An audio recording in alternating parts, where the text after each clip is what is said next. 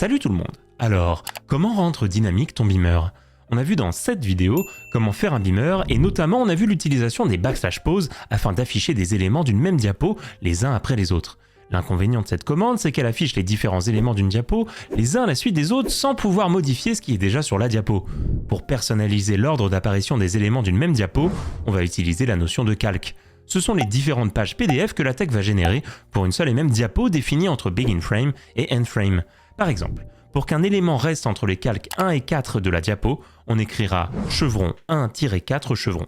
Ou pour qu'il apparaisse sur le deuxième calque jusqu'à la fin de la diapo, chevron 2-chevron. Pour qu'il apparaisse uniquement sur le troisième calque de la diapo, tu écriras 3 entre chevrons. Voici un exemple où on fait apparaître le dernier élément sur le premier calque, puis le deuxième élément sur le deuxième calque, puis un troisième élément qui devient gras sur le dernier calque. Comme dans ce deuxième exemple, tu peux utiliser la commande onSlide suivie des numéros de calque et du contenu à afficher entre accolades pour afficher des éléments simultanément. La tech réserve alors la place nécessaire pour afficher tous les éléments. A l'inverse, la commande only te permet de remplacer des éléments au fil des calques, comme ici, pour faire une succession d'images. Avec onSlide, la deuxième image serait apparue à droite de la première.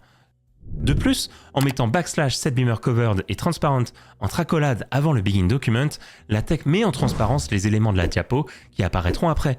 Je te mets en description un lien qui donne d'autres commandes permettant de faire des animations pour tes beamers. Allez, à la prochaine!